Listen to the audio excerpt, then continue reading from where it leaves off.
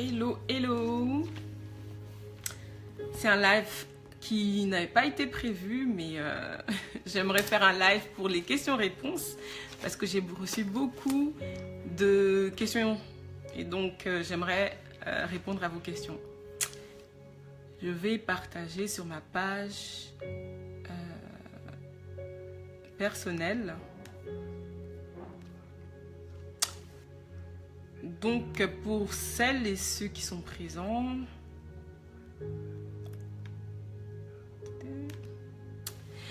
hello, hello Rose, bienvenue, bienvenue. Ben écoute, je fais ce live justement pour les questions et les réponses. Bonjour, tu vas bien? Tu écris d'où? Tu peux me dire si tu es à Paris, si tu es en Afrique? J'aimerais en fait, cette vidéo est dédiée pour les questions-réponses par rapport à la vidéo de la préparation prénuptiale. Et donc, si tu as des questions, justement, tu as une question, donc je vais répondre à tes questions. Je vais répondre à des questions d'autres personnes qui m'ont posé. Donc, ce live de Bruxelles, yeah! Bien, bah t'es à côté. Moi, je suis de retour à Paris et donc voilà. Donc, aujourd'hui, c'est une vidéo un peu dans l'improvisation, voilà. C'est une impro et j'aimerais répondre à vos questions et réponses. Beaucoup d'entre vous, vous m'avez appelé. Non, pas appelé. Bon, ceux qui sont proches de moi, oui, vous m'avez appelé, qui est mon numéro de téléphone. Mais vous m'avez écrit sur WhatsApp, sur la page Facebook, Ether. Et vous avez posé certaines questions. Et je ne voulais pas attendre jusqu'à demain. Et donc, j'ai fait un live spécial questions-réponses. Donc, voilà.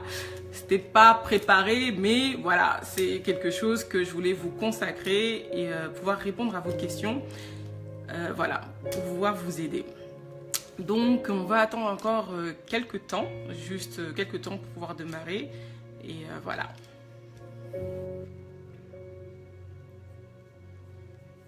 Est-ce que vous entendez? Est-ce que le son, Rose, est-ce que tu entends bien?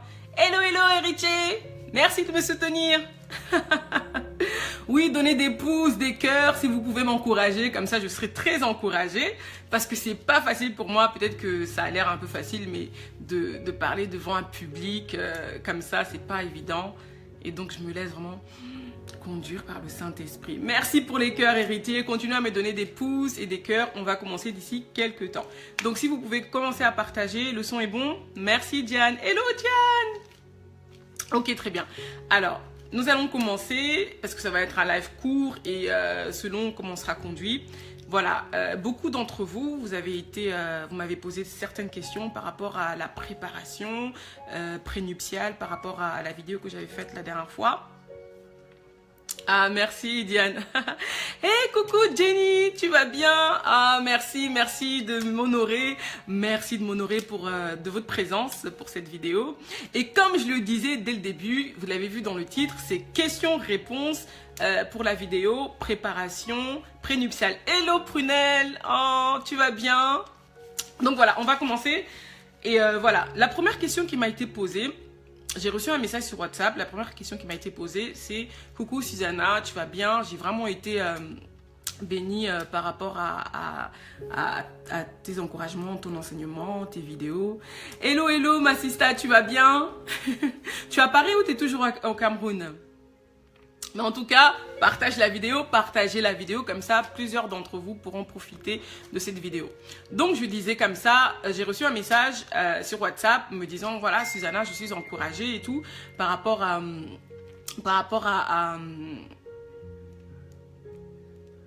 oui, ok, par rapport, voilà, à tes vidéos, et j'aimerais savoir quels sont les critères. Quels sont les critères pour faire un bon choix? Quels sont? C'est vrai qu'on a parlé, on a sauté vite sur dans la saison, voilà, tu te fais choisir par le roi parce que tu es dans la cour. Rappelons-nous de l'histoire de la reine Esther, mais on n'a pas parlé de, voilà, quels sont les critères pour faire un bon choix. Alors, les critères pour faire un bon choix, il y en a plusieurs. C'est pas figé, il y en a plusieurs. Mais comme j'aime le dire, voilà, je dis par rapport à mon expérience, par rapport à ce que moi j'ai pu vivre. Ce qui est bon pour vous, vous pouvez le prendre et l'appliquer dans vos vies en fait. Et moi, vraiment, les critères, un des premiers critères pour faire le bon choix, tout d'abord, c'est il faut qu'on ait quelque chose en commun. Il faut que moi et lui, c'est-à-dire lui, parce que je parle de l'homme, comment je fais un bon critère. Et si tu es un homme, ça applique à une femme. Ça serait qu'il soit en Christ, qu'il soit né de nouveau. Voilà, qu'il ait une autre nature, qu'il ait la nature de Christ sur terre. Et ça, c'est le premier choix pour moi, le premier critère. Pourquoi? Parce que je pense vraiment que voilà, tu ne peux pas être avec quelqu'un qui réfléchit différent de toi. Tu ne peux pas être avec quelqu'un où vous ne partagez pas les mêmes valeurs. Et la première valeur, c'est celle de Christ. Est-ce qu'il est né de nouveau? Est-ce qu'il est en Christ? Est-ce que il manifeste le caractère de Christ? C'est la première chose. Dans le critère du conjoint, la première chose que vous devez rechercher, c'est vraiment est-ce qu'il manifeste le caractère de Christ? Est-ce qu'il est né de nouveau? Parce qu'au jour d'aujourd'hui, il y a beaucoup de personnes en fait qui sont en Christ, qui sont dans les églises. Il y a beaucoup de personnes même qui sont dans le monde ou même qui croient en Dieu, mais par rapport au mariage, ils se disent bon, moi, c'est selon mes goûts. C'est selon mes goûts. Je veux choisir quelqu'un qui est selon mes goûts. Hello, hello Luda. Hello. C'est une vidéo question-réponse. Donc, la première question qui m'a été posée, encore je répète, c'est quels sont les critères pour faire un bon choix? Et comme je disais au début, pour moi en tout cas, la première chose c'est de savoir s'il est en Christ comme moi. Est-ce qu'il croit au Père? Est-ce que nous avons le même Père? Est-ce que nous avons la même autorité? Parce que si je suis dans une maison, mes frères et sœurs, nous recevons la même éducation. Mes frères et sœurs, nous recevons le même aliment. Mes frères et sœurs, nous recevons les mêmes valeurs. C'est la même chose. Quand je regarde un homme, je regarde tout d'abord, est-ce qu'il est en Christ? Est-ce qu'il est né de nouveau? Est-ce qu'il manifeste le caractère de Christ? Peut-être que nous sommes dans l'église, mais est-ce que véritablement c'est quelqu'un qui vient pas simplement à l'église parce que aujourd'hui à la prédication de mon église on a parlé des brebis et des boucs. Bon, est-ce que c'est vraiment une brebis? Est-ce qu'il suit vraiment son berger, dans ce sens Dieu? Et c'est le premier critère. Pourquoi? Parce que même dans l'église, nous savons que beaucoup de personnes, hello hello Patty, beaucoup de personnes font des mauvais choix parce qu'ils ne regardent pas à ce critère. Par exemple, moi j'ai vraiment une de mes cousines, ça me fait de la peine parce que c'est quelqu'un en fait qui croyait en Dieu, vraiment quelqu'un d'affermi à l'église, faisait partie de la louange, une véritable adoratrice. Et elle a rencontré en fait un homme à l'église. Le garçon était à l'église et il est toujours à l'église. Et hello hello, il est toujours à l'église, mais sauf qu'il n'était pas né de nouveau. Bonjour tout le monde. Il n'était pas né de nouveau. Il n'était pas né de nouveau. Donc elle a commencé une relation avec lui. Et quand elle a commencé la relation avec lui, il a commencé en fait à la communiquer des mauvaises valeurs. C'est-à-dire qu'il commençait à aller en boîte de nuit, mais le dimanche ils étaient à l'église. Pendant la semaine ils vivaient une autre vie, mais le dimanche ils étaient à l'église. Et elle se disait mais non, c'est quelqu'un qui va à l'église, donc c'est bon, il croit en Dieu et voilà, on peut se marier. Et moi je lui disais toujours c'est pas le bon exemple en fait. Pourquoi? Parce que il te fait, en fait il n'a pas le caractère, il manifeste pas le caractère de Christ en fait.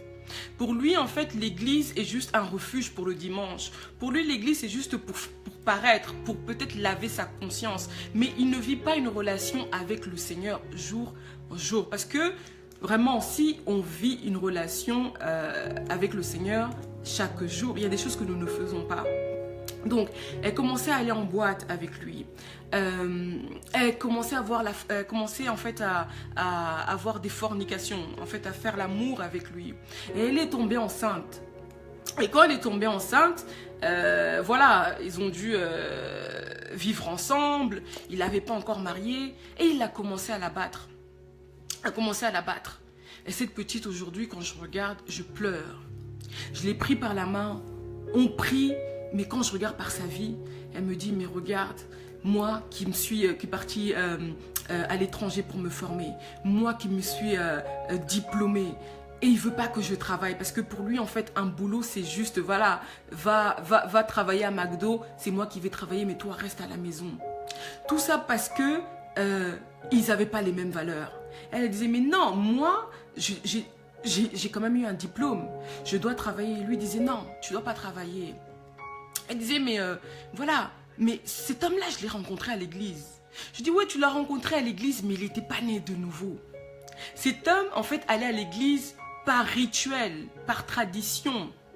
Parce que depuis son enfance, ben, il a grandi dans l'église, mais il n'avait pas fait sa rencontre avec le Seigneur. Donc vraiment les filles, la première chose, le premier critère pour le mariage, pour faire le bon choix, c'est est-ce qu'il est né de nouveau? Tu dois t'assurer qu'il soit né de nouveau. Tu dois t'assurer qu'il soit né de nouveau. Pourquoi? Parce que tu dois partager le même type d'aliment avec lui. Tu dois être sous la même autorité. Tu dois avoir les mêmes valeurs. Parce que au jour d'aujourd'hui, il y a beaucoup de personnes qui vivent un enfer sur terre juste parce que ils n'ont pas respecté cette première étape. Est-ce qu'il est né de nouveau? Est-ce qu'il est en Christ? Moi, en tout cas, je suis née de nouveau, je suis en Christ. Toute ma vie, j'ai vécu dans l'église, mais il a fallu un moment, mes deux grands-parents, paternels comme maternels, sont pasteurs. Mais il a fallu un moment que moi-même, je fasse le choix de suivre Christ. Ça n'avait pas toujours été comme ça, mais grandir dans l'église, c'était voilà. Mais il y a un moment où moi-même, j'ai fait ma rencontre avec Christ, où j'ai dit, j'abandonne tout, j'abandonne le monde pour suivre Christ. Et donc, ça c'est, hello Jasmine, ça c'est la première chose. La deuxième chose, je dirais vraiment, ça c'est de mon cas, c'est, tu dois, comment je pourrais dire ça? C'est vrai qu'il doit te plaire, c'est vrai qu'il doit te plaire. On va pas aller dans la spiritualité, je vais pas vous dire oui, il faut qu'il prie beaucoup, il faut qu'il fasse des longs jeûnes et prières, non. Il faut qu'il vous plaise physiquement, il faut qu'il vous plaise dans son cœur, il faut qu'il vous plaise à l'intérieur. Et moi, en tout cas, moi, à chaque fois que je priais, ouais, donnez-moi des cœurs pour m'encourager. À chaque fois quand je demandais au Seigneur, voilà Seigneur, moi j'aimerais vraiment avoir un adorateur. Un adorateur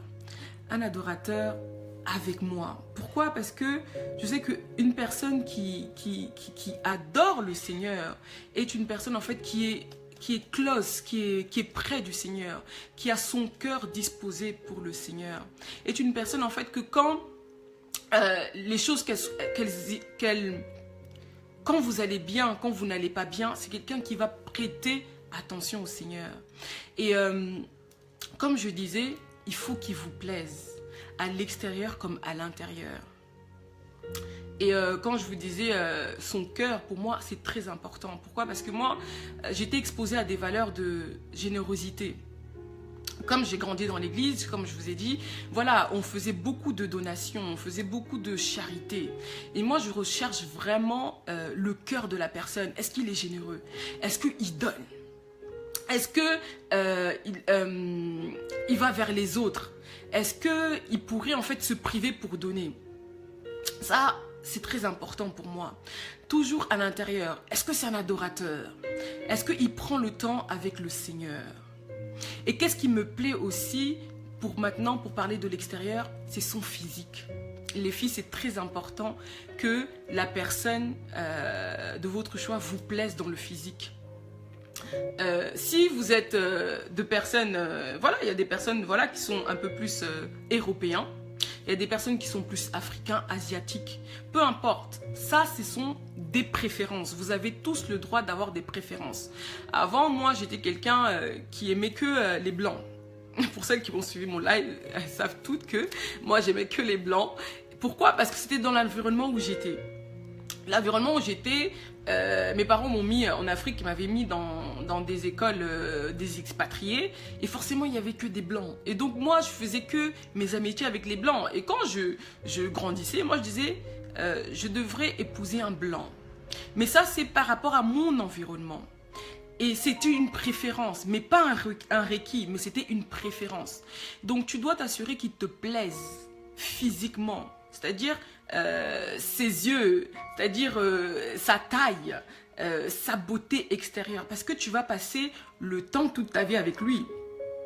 Parce que s'il ne te plaît pas physiquement, tu vas commencer à convoiter d'autres hommes.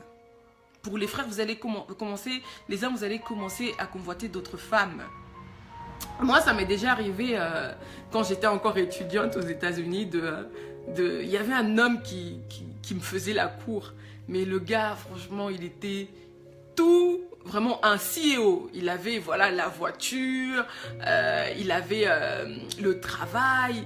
Vraiment, quand je parlais de lui, toutes les filles, mes frères et sœurs, ils me disaient « Susanna, tu dois être avec lui. Donne-lui plus d'attention. » Et je vous assure. Mais il ne me plaisait pas physiquement, en fait. Et quand on allait au restaurant, quand on allait dans la voiture, il mettait des musiques douces et tout.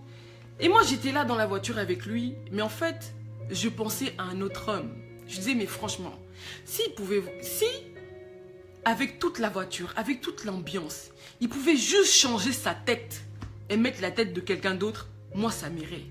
Donc, pendant qu'on était en train de parler, pendant qu'il me faisait la cour, pendant qu'on allait au restaurant, je pensais à un autre homme. Pourquoi? Parce qu'il ne me plaisait pas physiquement.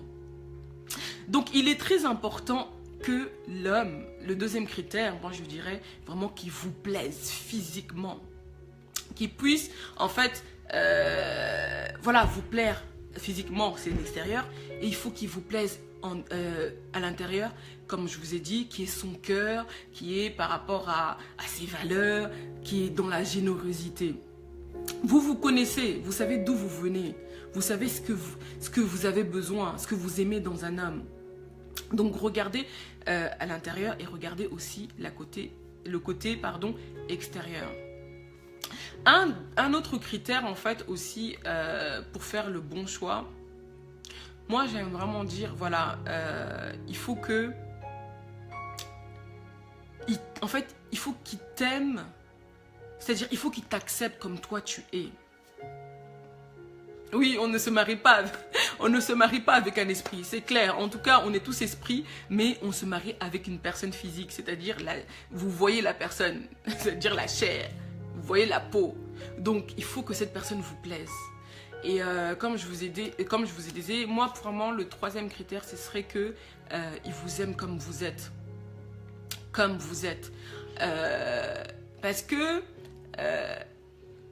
dans la vie, selon nos expériences, nous prenons des coups, plusieurs coups en fait. Et nous manifestons selon les saisons, je ne dirais pas différents caractères, mais aujourd'hui par exemple je peux passer de là à là. Je peux passer de là à là. Et donc il faudrait vraiment que l'homme vous aime tel que vous êtes. Pas parce que vous avez un boulot, pas parce que vous êtes jolie, parce que demain, votre beauté, vous n'allez pas la garder éternellement. Pas parce que vous avez une maison, mais parce que vous êtes à l'intérieur. Parce que vous êtes à l'intérieur. Pourquoi? Parce qu'il y a des épreuves dans la vie qui vont faire que vous allez changer en fait. Vous allez changer. Soit vous allez améliorer, soit vous allez descendre, mais en tout cas, vous allez changer. Donc, il faut qu'il vous aime comme vous êtes. Moi, je sais que... voilà, venons d'une famille en Afrique, je dirais comme ça, on vit bien, on vit très bien. Et quand je me suis installée, par exemple, ici en Europe, quand le Seigneur m'a donné la conviction de m'installer en Europe, au début ça allait bien, mais j'ai eu des moments très difficiles au niveau financier pendant, on va dire, peut-être 8 mois. Et la personne avec qui j'étais avec, j'ai vraiment découvert que je disais non, c'est pas possible. Cette personne qui n'avait pas tout a donné sa vie pour moi en fait. Cette personne qui avait un boulot, parce que j'avais pas perdu mon boulot, mais j'avais plus de salaire. Cette personne m'avait proposé d'avoir un deuxième boulot pour que son deuxième boulot, son deuxième salaire devienne mon salaire. Cette personne, quand j'avais pas à manger à la maison, cette personne me remplissait mon frigo. Pas parce que je le demandais, mais parce qu'il le faisait par amour. Cette personne a fait des choses qu'un époux pourrait faire pour sa femme, en fait. Et il le faisait déjà à l'époque de la fréquentation. Et moi, je disais, quand je regardais, je disais non. Cette personne, il faut que je l'épouse. Pas simplement parce qu'il m'avait tout donné, mais parce qu'il avait donné sa vie pour moi. Donner sa vie, c'est dans plusieurs choses. C'est pas simplement, allez hop, je vais donner ma vie pour toi, je vais me suicider ou me tuer pour toi. Non, donner sa vie, c'est se priver et donner ce que tu as pour l'autre, en fait. C'est donner. C'est-à-dire que tu ne regardes pas toi-même. Vous savez, une maman, quand elle a un enfant, elle peut ne pas manger, mais donner la nourriture à son enfant pour que l'enfant se sente bien, pour que l'enfant soit en santé. Ça, c'est donner. Quand vous aimez, quand vous donnez sans retour, ça c'est l'amour, on appelle ça l'amour. Donc vraiment les filles, le troisième critère que je pourrais dire, c'est vraiment pour faire le bon choix, il doit vous aimer comme vous êtes. Il doit aimer la famille d'où vous venez. Si vous venez d'une famille aisée, il doit se sentir à l'aise. Si vous venez d'une famille modeste, il doit se sentir à l'aise. Il doit aimer vos valeurs. Il doit aimer ton éducation. Il ne doit pas te frustrer. Il ne doit pas dire non, moi je veux qu'on fasse comme ça. Bien évidemment, vous venez de deux mondes différents. Vous devez vous... c'est-à-dire que ce qui est bon de chez lui, tu le prends. Et ce qui est bon de chez toi, il doit le prendre. Et vous allez être complémentaires. Mais il ne peut pas te dire, voilà, ça là, chez moi, on ne fait pas ça. Si par exemple, chez lui, on mange avec la main et chez toi, on mange avec la fourchette, il doit prendre ce qui est bon. Il ne doit pas te dire, oui, maintenant, nous allons manger avec les mains. Et aujourd'hui, nous allons manger avec les mains. Non, il faut prendre ce qui est bon de l'autre. Ok, ça c'est la deuxième chose. La troisième chose. Et la quatrième chose, je pense que je l'avais touché à la vidéo préparation prénuptiale. Je l'avais dit en fait que il faut savoir où vous allez. Je disais attention les filles à ne pas rater votre saison parce que il y a vraiment des filles trop zélées qui sont ouais, quelle est ta vision, quelle est ta vision, dans le sens où elles ne sont pas posées ou elles ne sont pas réfléchies. Elles ne sont pas sages quand elles posent quelle est ta vision. La vision, ça se pose de manière stratégique. Où est-ce que tu vas? Quelle est la direction? Où est-ce que tu te vois d'ici 3 ans? Où est-ce que tu vois d'ici 5 ans? Quels sont tes projets à long terme? C'est comme ça qu'on pose les questions. Parce que je connais beaucoup de filles en fait qui ratent leur saison parce que elles ont été maladroites. Quelle est ta vision? Il a dit ouais voilà, moi je me vois au pôle Nord. Elles ont dit voilà moi c'est pas ça, donc j'arrête, je veux pas rentrer dans cette relation. Et je vous ai dit de temps en temps, on ne sait pas tous où on va. On a une idée, mais on ne sait pas tous où on va. Mais le quatrième critère, il faut savoir où est-ce qu'on en va. Où est-ce qu'on en va? Moi j'aime beaucoup un passage de la Bible qui dit, Amos 3.3, qui dit comme ça, est-ce que deux personnes peuvent marcher ensemble sans savoir accorder? C'est dans le sens, je ne peux pas être amie avec quelqu'un qui ne partage pas les mêmes valeurs que moi. Je ne peux pas m'allier avec quelqu'un qui ne va pas à la même direction que moi. Et nous les filles, on doit vraiment poser et analyser.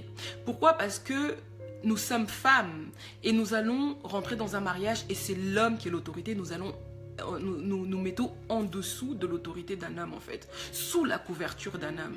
Parce que le Seigneur il a dit, il n'est pas bon que l'homme soit seul.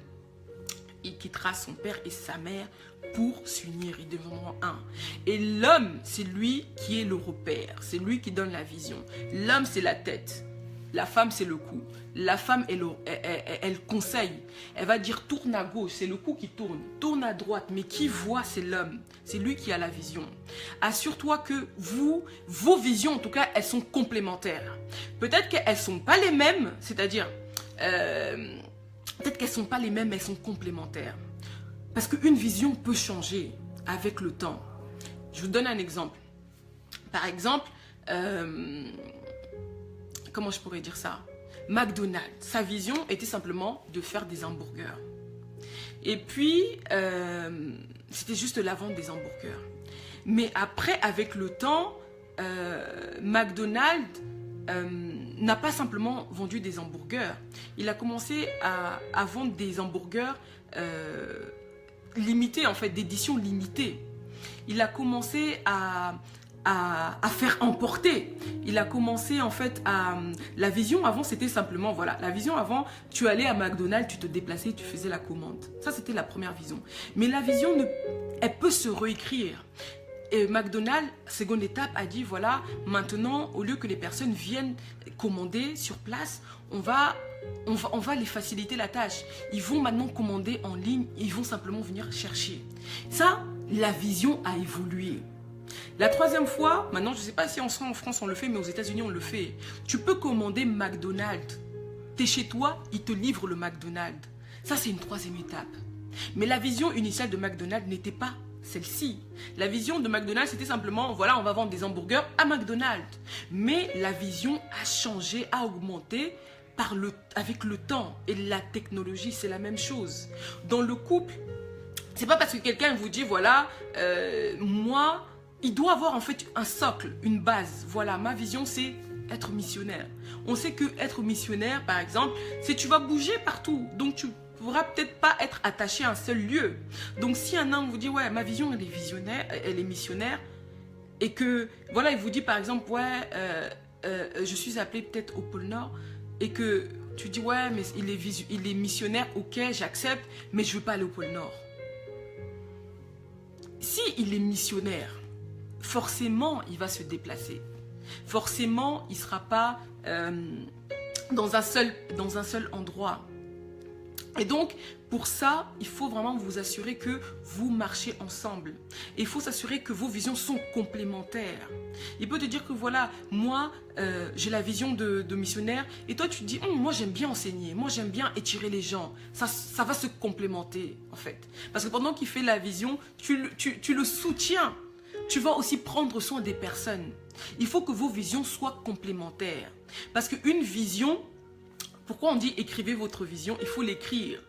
Parce que la vision n'est pas en fait figée. C'est ce que j'essayais de vous dire la dernière fois. La vision n'est pas figée dans la totalité. Et c'est pour ça que je vous ai dit, la destinée n'est pas écrite à 100%. Et ça, c'est aussi un autre critère pour pouvoir faire le bon choix. Si vous êtes là, vous faites des pouces, hein, les filles, les hommes, veuillez partager. Donc ça, c'était la première étape. Ça, c'était une des questions qui m'avait été posée. Quels sont les critères pour faire le bon choix? Le premier critère vraiment que je lui ai dit, voilà, la première chose, c'est il doit être né de nouveau. Il doit être en Christ. Il doit avoir les mêmes orientations que toi. Il doit avoir les mêmes valeurs que toi. Vous devez avoir le même père. Vous devez être avoir le même père. Sur la même autorité qui est Dieu. Deuxièmement, comme je vous l'ai dit, voilà, il faut qu'il vous plaise physiquement et dans l'intérieur.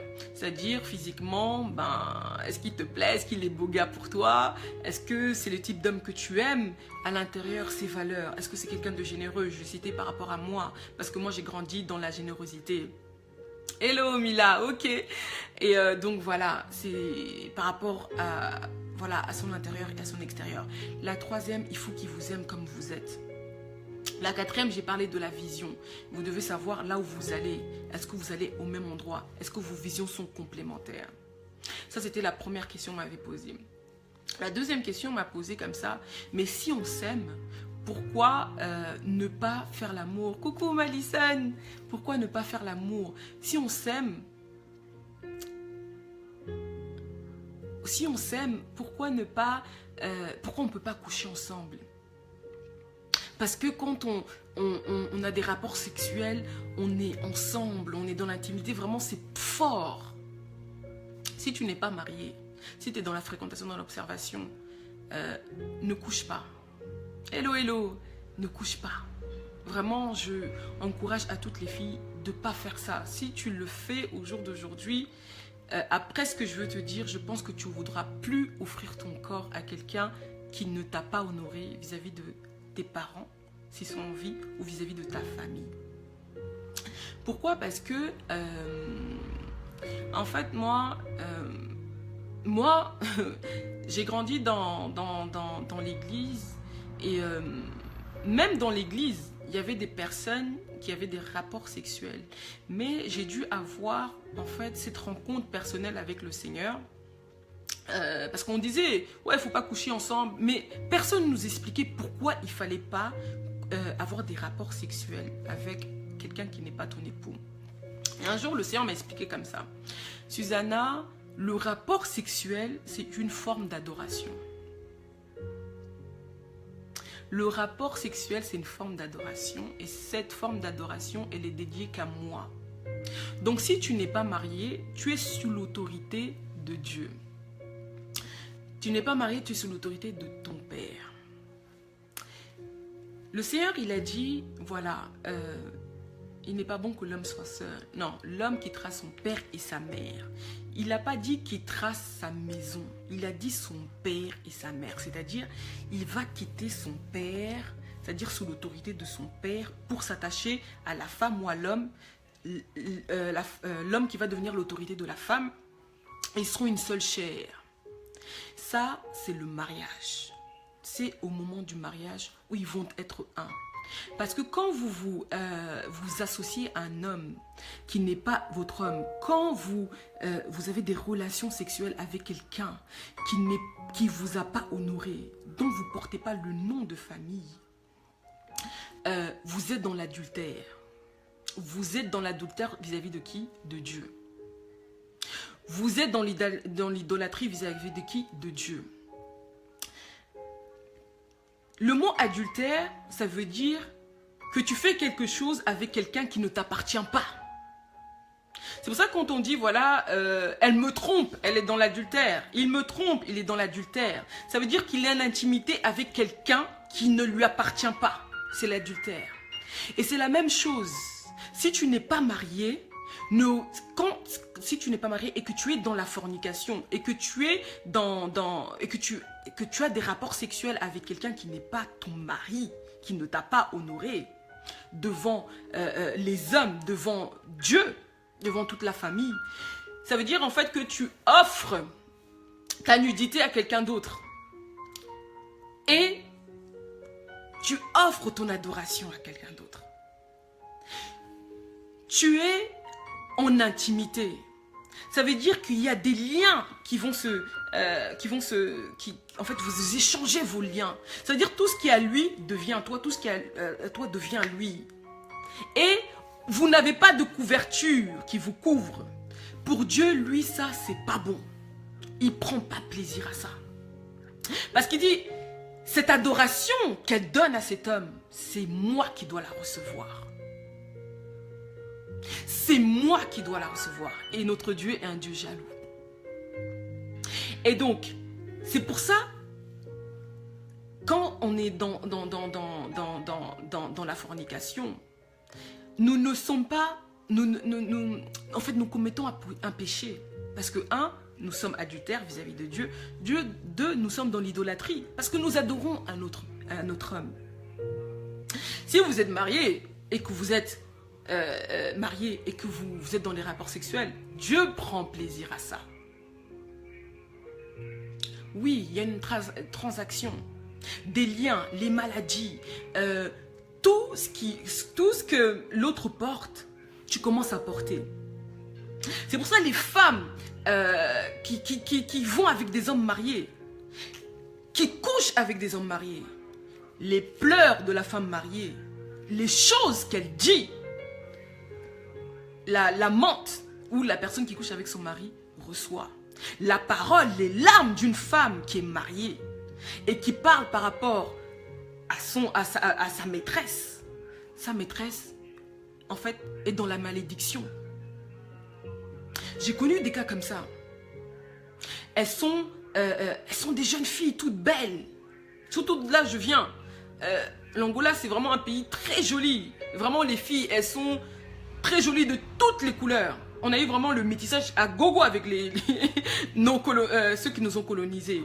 Et donc là, vraiment, c'est le deuxième Brésil en Afrique. Et donc, il y a beaucoup de séduction là-bas.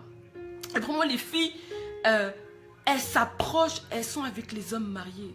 Quand la femme, elle commence à pleurer, j'ai rencontré beaucoup de filles, en fait, qui ont été maudites comme ça, en fait.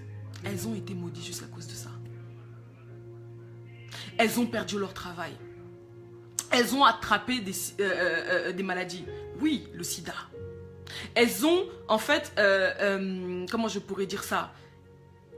Elles ont raté plein de choses. Elles ont eu même des combats. Les combats qui étaient le combat du couple. Elles ont attrapé ça. Pourquoi? Parce que elles se sont unies. Oui. Donc, il est important de comprendre que le rapport sexuel, il est que pour ton homme, ton mari, celui qui t'a honoré devant la famille, les hommes, l'État et devant Dieu. Celui que tu portes le nom officiellement. Pas à la dot, mais devant le Seigneur. À la cérémonie nuptiale. C'est ça. Vraiment, je vous encourage, c'est ça. Et moi, pendant vraiment que je feuilletais un peu dans Éphésiens, il me disait en fait, il faut comprendre une chose. Il faut comprendre une chose. Quand Jésus, il est parti à la croix, avant nous, on n'avait pas accès à Dieu. Dieu, il ne vivait pas dans l'homme. Dieu vivait dans l'arche, pardon. Il y avait vraiment l'arche de l'Éternel. Et il y avait un voile. Et dans ce voile-là, il n'y avait que les sacrificateurs qui pouvaient rentrer, pas tout le monde. Ça veut dire ni moi ni toi, on ne pouvait pas rentrer. Juste ceux que le Seigneur avait choisis. Et donc, à la croix, Christ, quand il est mort pour nous à la croix, il y a eu le sang qui a coulé à la croix. Et le voile s'est déchiré. Le voile s'est déchiré. Et à la croix, il a fait un acte qui est vraiment l'acte le plus joli et le plus merveilleux du monde, en fait. Il nous a mariés à la croix avec Christ, avec Dieu. C'est pour ça, quand tu n'es pas marié et que tu as des rapports sexuels avec quelqu'un, tu as des comptes à rendre à Dieu. Parce que c'est lui, tu t'es marié avec lui. Christ nous a mariés avec lui à la croix. Quand il a donné sa vie à toi, il nous a réconciliés avec le Seigneur. Donc le Seigneur, c'est lui, on doit lui rendre des comptes. On est sous son autorité. Et quand on se marie, on se met sur l'autorité d'un homme.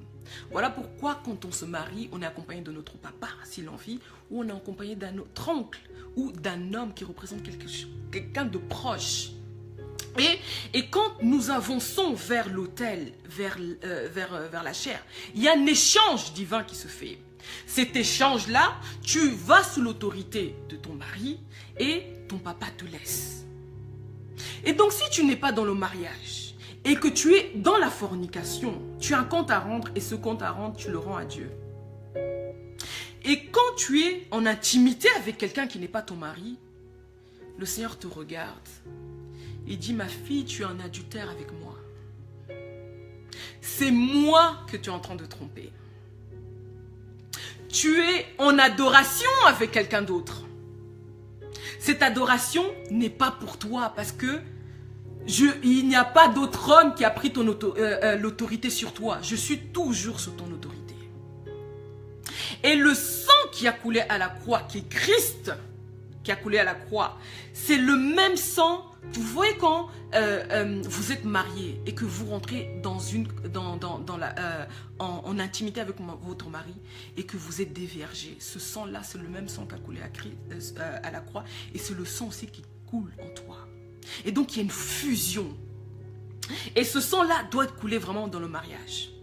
Je sais que beaucoup, peut-être d'entre vous, vous avez déjà connu d'autres hommes. Ça, on va venir après. Mais pour celles qui n'ont pas connu d'autres hommes et qui n'ont pas encore connu d'hommes, et vous pensez, vous êtes dans cette génération, oui, est-ce que je dois vraiment donner mon corps ou pas? Toutes les filles, elles le font. Ne le faites pas. Ne le faites pas. Même si vous êtes en fréquentation, ne le faites pas. Parce que ce corps appartient à Dieu. On ne t'a pas encore honoré. Et ce sang qui coule, qui a coulé à la croix, doit couler sur le lit de ton époux. Il doit couler sur le lit de ton époux. Et c'est ça qu'on appelle ça la fusion. Il faut que vous faites une fusion. On appelle ça la fusion. Gaméo. C'est toi et ton mari, vous êtes là. Et là, le Seigneur, il est content. Là, le Seigneur, il ne voit pas aucune infidélité vis-à-vis de lui. Parce que tu es sous l'autorité d'un homme. Et vraiment, pour celles qui ont déjà eu des relations sexuelles auparavant qu'ils ne le savaient pas, je vous encourage vraiment, les sisters, vous pouvez arrêter. Arrêtez. Arrêtez, comment arrêter? C'est une décision simplement. Vous décidez d'arrêter d'avoir des rapports. Parce que vous êtes dans l'adultère vis-à-vis de votre autorité numéro 1 qui est Dieu, si vous n'êtes pas marié. Donc voilà. Et si vous arrêtez, vous parlez avec votre conjoint. S'il n'est même pas en crise, franchement, vous le disqualifiez carrément parce qu'on a vu en début de vidéo, voilà les critères pour faire un beau choix. Vous le disqualifiez parce que vous n'avez pas le même père. Et s'il ne vous comprend pas aussi, vous le disqualifiez. Ok? Parce que toi, tu dois rendre en compte à quelqu'un qui t'a sauvé, qui est Christ. Donc c'est une des choses. Et vraiment, la troisième question qui m'avait été posée, quelles sont les questions à ne pas poser pendant le moment de fréquentation? Moi, je dirais que c'est pas ça. Justement, dans le moment de fréquentation, tu as besoin de savoir beaucoup d'informations en fait. Il faut poser beaucoup de questions. Je dirais qu'il y a plutôt des actes à ne pas poser en fait, que des questions. Sauf si vraiment tu as des questions qui ne sont pas inspirées, quoi. Mais dans le moment de fréquentation, d'observation, il faut poser des questions. Moi, je sais que dans mon cas, j'ai posé des questions. On a fait en fait un jeu. On a pris chacun une feuille en fait. Et j'avais écrit les mêmes questions en fait dans chaque feuille, dans chaque page. J'avais posé par exemple des questions, voilà, est-ce que tu aimerais diviser en fait, partager le même compte bancaire? Est-ce que tu aimerais habiter dans un appartement ou dans une maison, ville ou banlieue, Paris ou au sud, en fait, des choses comme ça. Quel ministère as-tu été appelé si vraiment tu le connais? Quel est ton ministère? Des questions, quelle est ta famille? D'où tu viens? Est-ce que tu as une maladie chronique? Oui, parce qu'il y a des personnes, moi je ne sais pas, en tout cas, d'où je viens en Afrique, on ne vous marie pas avant d'avoir fait les tests sanguins. On ne vous marie pas. Comme ça, parce qu'il y a des enfants SS, bon, je suis pas, voilà, il y a des enfants SS, c'est-à-dire que vous portez un sang, voilà, je ne suis pas scientifique, fragile, SS, et quand j'ai une cousine comme ça, et quand vous vous mariez, vous faites des enfants, votre enfant est malade. Votre enfant est malade. Donc, on évite les mariages comme ça. Si vous voulez vous marier, vous vous mariez. Mais bon, en tout cas, les autorités de votre église, ils vont en tout cas vous conseiller, vous dire, voilà, prenez ces tests sanguins pour éviter en fait que vous-même, vous ne souffrez en fait au plus tard. Donc, c'est pour ça que je vous dis, voilà, dans le moment de fréquentation, il faut poser les plus de questions possibles. Les choses à ne pas faire, je dirais plus. Moi, je sais que dans mon cas, voilà, moi, je pensais comme ça, je disais, voilà, moi, dans les fiançailles, il faut qu'il m'achète la bague de Tiffany & Co. Et la bague, elle coûtait 7000 €. Et je vous assure, un homme, comme il vous aime au début, il va tout faire. Il va tout faire, il va tout vendre pour vous. En fait, pour vous faire plaisir. Et moi, franchement, je disais, ouais, voilà, je racontais à tous mes proches, ouais, il va m'acheter ma bague à 7000 €. Et franchement, déjà, son salaire n'était pas à 7000 €. Mais il était déjà en train de faire, et je le regardais, je disais, ah mon Dieu, vraiment, le gars, vraiment, même quoi. Il faisait ses calculs, comment il allait, même pas emprunter de l'argent, il allait faire ses calculs pour pouvoir m'acheter une bague à 7000 €. Mais ça n'était pas sage de ma part du tout. Ça, c'est vraiment les choses à pas faire, les filles. Ça, c'est les choses à pas faire. Et donc, pendant tout le temps, quelque chose, en fait, qui devait être quelque chose de joie. Quelque chose où il devait dire, ouais, moi je vais offrir une bague à ma fiancée. Quelque chose en fait qui devait le rendre joyeux. Ça commençait à l'attrister. Ça commençait à l'attrister. Il disait, ah non, non, non, non, non, non, j'ai pas cet argent. Où est-ce que je vais aller avec où est-ce que quelle banque je vais braquer juste pour lui offrir cette bague. Et un jour, on est parti aux Champs-Élysées. Et je me souviens, on est parti, en fait. J'ai dit, hé chérie, il y a Tiffany & Co, viens, on rentre dedans et tout. Et moi, toute contente avec mon diamant ou quoi, jaune. Donc, on va chez les gens qui vendent. On essaie les bagues. Et je voyais, franchement, ah mon Dieu, ah franchement, quand je regarde, je dis, franchement, j'étais trop insensée. Les filles, c'est des choses à pas faire. Et donc, je voyais, on était joyeux. On était sortis, on était joyeux. On était à Tiffany & Co. Je voyais son visage. C'était... Et moi qui étais toute contente. Ouais, regarde et tout. La bague et tout. Et en plus, celle qui vend, elle dit, ah oui, ça va bien avec vos caractères. Votre bague jaune, la pierre jaune, ça va bien avec vos caractères. Et moi, je dis là, chérie, tu aimes et tout. Ah, chérie. Et lui, il ne disait pas un mot. Ni oui, ni non. J'entendais plus. Il est devenu muet. Il se disait simplement, Et donc, à un moment, je l'ai regardé. Je dis, mais... qu'est-ce qui se passe? Qu'est-ce qui se passe? Je lui disais, mais qu'est-ce qui se passe? Pourquoi tu ne souris pas? Pourquoi tu n'es pas content? Pourquoi tu n'es pas... on est là en train de préparer notre mariage. Il me disait, non, mais voilà, c'est trop cher. Je ne sais pas comment... voilà, je vais avoir la capacité de pouvoir payer cette bague. Et moi, je lui disais, mais non, tu m'avais dit, tu m'avais promis. Il m'avait dit, oui, Susanna, j'ai tout fait. Mais je ne pense pas que je pourrais t'offrir cette bague au jour de tes fiançailles. Peut-être après 10 ans de mariage, oui, mais pas là. Et en fait, après, avec le temps, il m'a dit vraiment, sérieusement, Susanna, je ne pourrais pas t'ouvrir cette bague. Et j'ai dû vraiment descendre, c'est-à-dire sortir d'être insensé et dire, non, moi, il faut que je bâtisse. Là, je dois bâtir. Et ne pas rester dans les choses superficielles. Parce que de là où je viens, c'était, voilà, j'étais dans le jet set et tout, voilà. Et je pensais en fait comme là où je venais. Et c'est pas mauvais pour ceux qui peuvent se le payer, c'est pas mauvais. Mais ne faites pas ça un critère. Parce que l'homme, quand il vous aime, je vous assure, il peut arracher, il peut donner la lune pour vous. Mais à quel prix? Vous préférez avoir un homme où vous êtes, comment je pourrais dire, content, où vous êtes dans l'allégresse, en paix à la maison, ou quelqu'un en fait qui vous donne tout, mais en fait il est, voilà, il est frustré, il est frustré. Donc voilà, ça c'est un exemple que moi j'ai pu avoir en fait. Ça c'était pour répondre à la question, quelles sont les questions à ne pas poser pendant les fiançailles ou pendant la fréquentation. Moi, je dis, pendant les fréquentations, tu dois poser même tout type de questions. Je dirais plutôt, quelles sont les choses à ne pas faire? Il y a plusieurs choses à ne pas faire comme celle-ci, en fait. Comme celle-ci. Comme je vous ai dit aussi la dernière fois, à ne pas dormir chez lui. Vraiment, ne dormez pas chez lui. À ne pas dormir chez lui. Parce que vous allez rentrer dans une routine où, voilà, vous allez voir vos nudités. Il sait qui tu es. Vous savez qui vous êtes. Et demain, pour faire son soin, il va dire, hey, c'est plus toi que je veux. Parce que, voilà, j'ai déjà vu ta nudité. Donc voilà, 3 questions m'ont été posées. Donc ça a été 3 questions que j'ai pu vous répondre. C'était un live, voilà, improvisé. Mais si vous avez des questions en ligne, je pourrais vous répondre maintenant. Si vous êtes là, vous pouvez donner des pouces, des cœurs pour m'encourager. Vous pouvez partager aussi la vidéo. Donc si vous avez des questions, je pourrais prendre 1, 2, 3 questions. Là. Donc voilà. Hello, hello.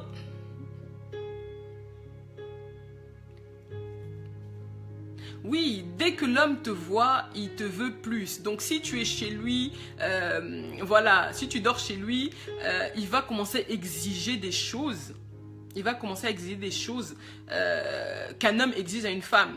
Les frères qui embrassent pendant les fiançailles, tu en penses quoi? Ok, bon, c'est comme ça. Il n'y a pas... Moi, je dis que ça comme ça. Je n'ai pas vu ou autre part... en tout cas, dans ma Bible à moi, parce que je suis chrétienne, pour ceux qui me connaissent savent que je suis chrétienne, mes valeurs sont des valeurs chrétiennes. Donc je m'appuie... merci Malou. Voilà, je m'appuie voilà, sur les Écritures. En tout cas, j'ai essayé de fouiller. J'ai pas vu là où la Bible me dit de ne pas embrasser. Mais c'est comme ça. La Bible ne me dit pas non plus de ne pas aller en boîte. J'ai cherché, j'ai pas vu ne va pas en boîte, c'est pas vrai. Mais la Bible me dit que je suis lumière et je ne dois pas être dans les ténèbres. Et je sais que la boîte, c'est les ténèbres. Donc voilà, c'est la même chose. Alors, si tu embrasses ton homme et que vous rentrez dans une intimité, hein, vous ne faites pas des petits bisous. Je pense qu'aujourd'hui, on n'est pas dans les... anciennement où on ne mettait pas la langue. Tu commences à faire des petits bisous. Vous commencez à vous désirer. Et quand vous commencez à vous désirer, il y a des pensées. Les choses qui vont vous trahir, c'est vos pensées en fait. Je ne sais pas si vous avez déjà embrassé vos fiancés ou votre fréquentation. Quand vous êtes rentré à la maison, vous êtes quitté. Mais quelles sont vos pensées? La première pensée, comment je l'ai embrassé. Ah, merci ma chérie. Comment je l'ai embrassé. Comment on s'est embrassé. Lundi, vous vous êtes embrassé. Mardi, vous vous êtes embrassé. Et puis après, mercredi, tu commences à penser. Vous commencez à vous caresser. Donc, embrasser, c'est juste une porte ouverte. Je ne dis pas, si c'était, moi en tout cas, dans mon cas, aux filles que j'encadre, parce que moi, je suis passée par là. Embrasser un homme, surtout les hommes qui sont tactiles. Les hommes, dès que tu touches, moi je suis très tactile, voilà, j'aime beaucoup toucher le cou, j'aime beaucoup toucher son dos. Alors imaginons quand tu commences à l'embrasser, qu'est-ce que ça devient? Tu commences à flirter, vos pensées, et puis après les pensées c'est comme si elles sont bombardées. Peut-être l'environnement où vous êtes, si vous êtes plus, comment on appelle ça, européen. Moi j'ai vécu dans un milieu européen. Embrasser, voilà, c'est la moindre des choses. Même les gens qui sont en Christ, ils s'embrassent. Et ils se disent, voilà, tant que nous n'avons pas couché, voilà, c'est bon. Mais, oui, si ta main te pousse à pécher, coupe-la. Exactement. Les bisous, en fait, c'est juste une porte ouverte.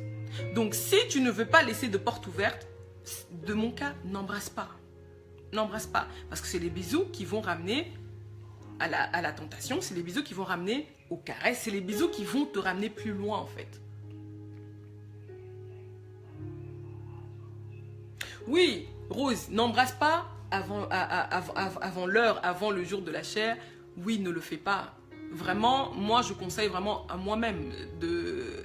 Avant j'embrassais, mais je n'embrasse plus parce que je sais où ça peut m'emmener embrasser en fait. Voilà, il y a des affections plus profonde que le physique en fait. Il y a des attentions quand tu le regardes d'une manière.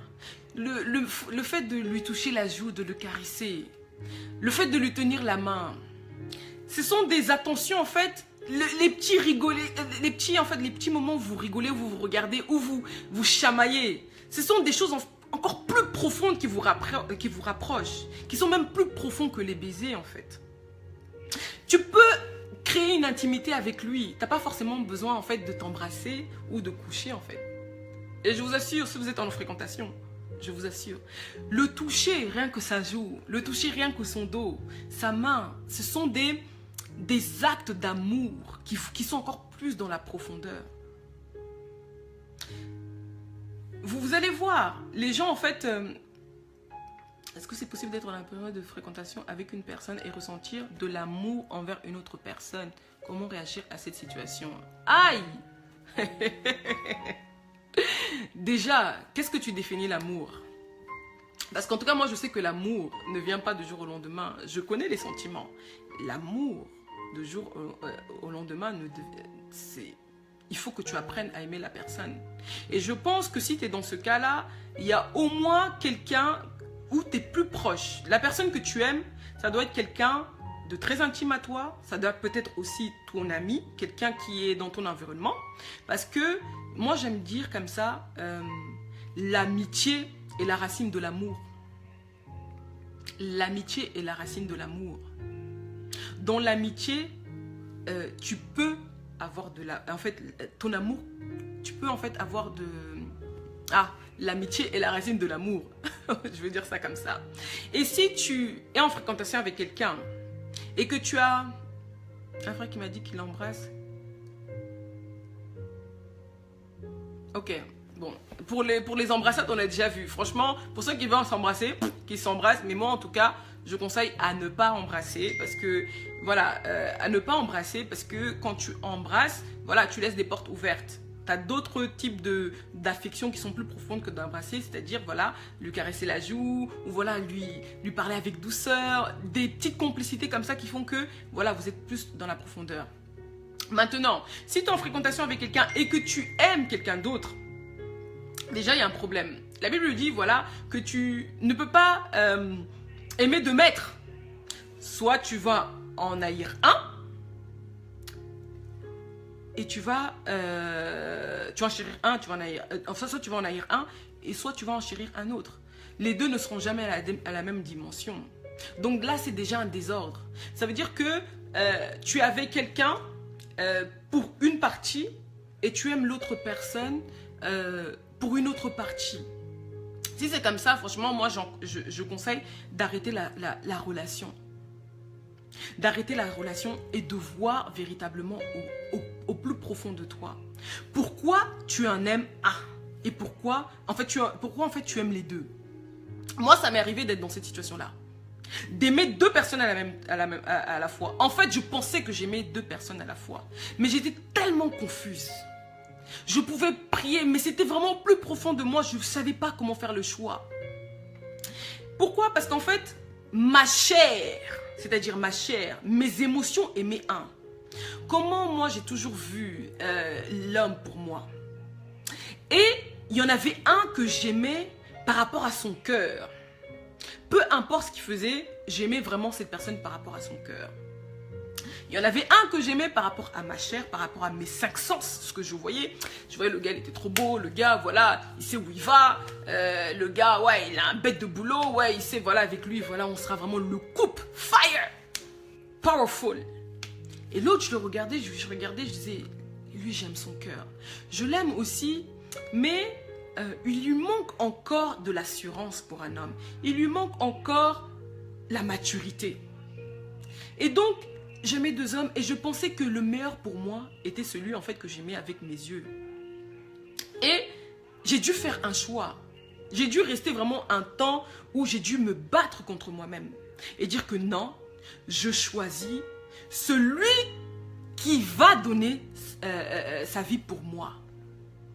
Et la personne qui a donné sa vie pour moi, c'est celui dont j'aimais déjà le cœur, dont je l'aimais vraiment dans la profondeur, dont je l'aimais vraiment dans le spirituel, mais que mes yeux physiques ne pouvaient pas voir. Donc tu ne peux pas aimer deux personnes. Parce que tu aimais deux personnes, tu vas en haïr un et tu vas en chérir un plus que l'autre.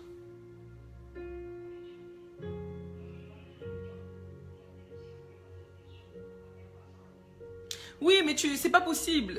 Oui, tu peux aimer. Non, tu ne peux pas aimer deux personnes. Si tu es dans ce cas-là, c'est parce que en fait, tu es dans les cinq sens. Il y a quelque chose en fait en fait, il y a quelque chose en fait, comme tu as dit, ils ont tous des atouts. Les deux ont des atouts, mais tu dois faire un choix.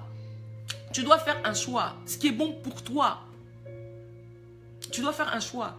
Et vraiment, si tu crois en Dieu, tu dois aller dans la prière. Moi, en tout cas, moi, je suis partie dans la prière. Moi, le Seigneur m'a montré, c'est lui et pourquoi pas l'autre. Et moi, je disais, non, l'autre, je vois vraiment qu'on pourrait décoller ensemble. Et le Seigneur me disait, non, tu ne vois pas les choses cachées. Quand le Seigneur a commencé à me montrer les os cachés de l'autre, j'ai dit non. Peut-être pour les autres, mais pour moi, non. Non. Je suis restée avec celui que j'aimais véritablement, mais que je n'arrivais pas à faire ressortir l'amour. Pourquoi? Parce que je disais non, manque d'immaturité, manque de je sais pas quoi. Et j'étais dans l'insensé en fait. J'étais une femme insensée. j'étais pas dans la sagesse. Je savais pas, j'avais oublié que c'était moi la femme. Et c'était l'aide semblable que le Seigneur voulait faire ressortir en moi en fait. Non, reine. On ne devient pas la mère. Les hommes, ils ont leur mère, ils ont leur maman. Pardon. Pour ceux, on aime un homme comme on aime un homme. Comme on aime un homme hein, de sexe opposé. Alors, s'il est immature, tu dois avoir beaucoup de la patience. La Bible dit que l'amour, c'est dans la patience. Tu dois aimer quelqu'un dans la patience, en fait. Quelqu'un qui n'est pas patient n'aime pas. Parce que la personne qui a 1 an ne sera pas la même personne à 10 ans. Donc, l'immaturité est une question de temps. Qu'est-ce que tu investis en cette personne pour que cette personne puisse grandir? Quel est le prix que tu payes pour que cette personne puisse grandir? C'est ça. Ça ne veut pas dire que tu dois être une maman pour lui. Non, tu dois être l'aide. Et l'aide, c'est quelqu'un en fait qui le conseille, qui ne le coache pas. Parce que aujourd'hui, on pense que ouais, conseiller, c'est coacher. Ouais, fais ça, fais ça. Non. Qui puisse, en fait... Non, tu ne vas pas devenir maman. Tu ne vas pas devenir maman, reine. Tu dois l'aimer dans la patience. Comme je disais, il y a des personnes qui coachent leur mari, qui coachent leur fréquentation, qui coachent leur observation. Non, fais pas ça. L'homme, c'est lui, l'homme, il a sa fierté d'homme. On ne dit pas, ouais, fais ça, va à gauche, va à droite. Non, il faut être stratège. Il faut le faire comprendre ce qu'il fait, c'est bien. Mais il faut le présenter autrement, avec douceur. Par exemple, moi, j'ai l'exemple de mes parents. Moi, je sais que... on va déjà aller même dans mon exemple à moi. Moi, je sais que, en tout cas, l'homme que le Seigneur m'a donné, c'est un homme qui aime manger, qui aime la nourriture. Tu vois, il n'a pas d'autre addiction. Son addiction, c'est la nourriture. Et vraiment, un jour, on s'est disputé, on n'était pas en accord. On n'était pas en accord. Et je pense que voilà, bref, on n'était pas en accord. Et il parlait, il était énervé, Et moi, j'écoutais, j'ai dit non, Susanna, aujourd'hui, tu vas pas le contredire. Aujourd'hui, tu vas l'écouter.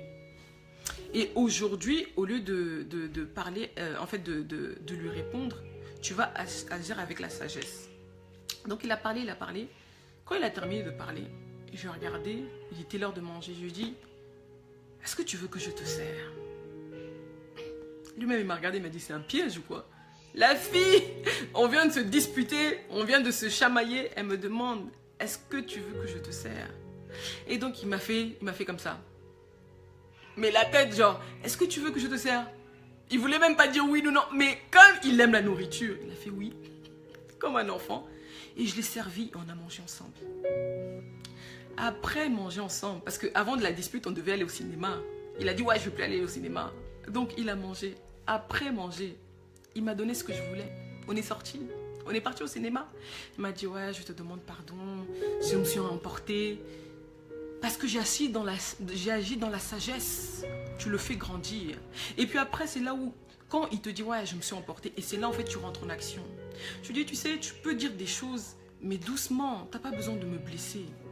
Et vous êtes dans la communication. Et là, dans l'amour, il y a la patience. Tu dois prendre des coups. Il y a des choses, en fait, c'est parce que peut-être que tu auras raison, mais il faut accepter à mourir à toi-même. En fait, de dire que non, j'ai pas raison, mais être stratège. Comme je disais, par exemple, mon papa et ma maman. Mon papa, quand il n'aime pas quelque chose chez ma maman, par exemple, elle a mis un habit qui ne lui va pas, qui n'aime pas. Qu'est-ce qu'il lui dit? Il lui dit pas, ouais, ce que tu as fait, ce que tu as mis n'est pas joli. Il va lui dire, moi j'aime bien quand tu portes l'autre habit. J'aime bien quand tu portes l'autre jupe. Pourquoi? Parce qu'il est en train de la valoriser en même temps. Mais il est en train de lui dire, écoute, lui il sait que j'ai pas envie qu'elle porte cette robe. Parce que ça lui va pas. Parce que c'est pas elle. Mais comment faire pour qu'elle mette une autre robe? Je veux plutôt lui dire de manière stratège et avec amour. J'aime mieux quand tu portes ta robe bleue. Il lui a valorisé. Elle s'est dit, ah, ok, il aime ça. Parce que tu as une finalité en fait. Tu as ta finalité. Ta finalité, c'est qu'elle enlève cette robe. C'est qu'elle mette une autre robe. Donc, tu dois être stratège. Et l'amour, c'est avec la patience, reine. Donc, tu ne peux pas dire, ouais, je vais devenir sa mère. Non, il a déjà sa maman. Tu dois devenir sa femme. Et sa femme, c'est, tu es une conseillère. Tu es l'aide. Tu es son bouclier, si tu es une femme. Et donc, ne sois pas sa maman, sois juste stratège et dans la sagesse. Oui, donc voilà. C'est un peu ça par rapport à la sagesse, par rapport à l'immaturité. Si tu as un homme qui est immature, il faut juste être patient. On ne quitte pas quelqu'un parce qu'il est mature. Soit on aime, on a la patience, mais on ne quitte pas comme ça, juste parce qu'il est mature. Nous avons tous des défauts.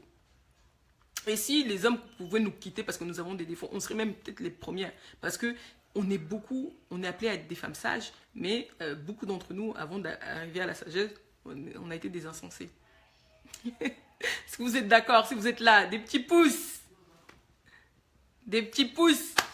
Encore une dernière question avant qu'on se quitte. Alors, oui, des cœurs. J'aime bien les cœurs aussi. Donc voilà. Ok, très bien. Ben écoutez, c'était mon live questions-réponses sur notre première vidéo qui s'est passée le lundi dernier. Si vous pouvez aller sur ma page Facebook, la vidéo préparation prénuptiale. Prénuptiale, ça veut dire avant le mariage. Donc c'est la préparation. On a parlé de plusieurs sujets avant le mariage. Donc voilà, ça a été la première partie. Allez sur ma page Heather. Moi, c'est Zana, Susanna, pour celles qui ne me connaissent pas. Pour ceux et celles qui ne me connaissent pas, c'est Susanna et je suis fondatrice de la page Heather. Et donc, voilà, il y a cette vidéo à regarder et il y a aussi, voilà, demain, nous aurons notre partie 2 de la vidéo préparation prénuptiale à 19 h sur la chaîne Heather. Donc, voilà, je vous dis à demain à 19 h et voilà, est-ce l'homme ou la femme? Qui définit l'étape de l'observation? Est-ce l'homme ou la femme? Ah, ça c'est une question qui va encore nous étirer, nous faire réfléchir. Alors, quand tu dis définir, c'est quoi définir? Qui approche le premier? Qui fait la première approche? Qui fait la première approche? Rose? Tu veux venir? Qu'est-ce que tu dis par définir? Bon.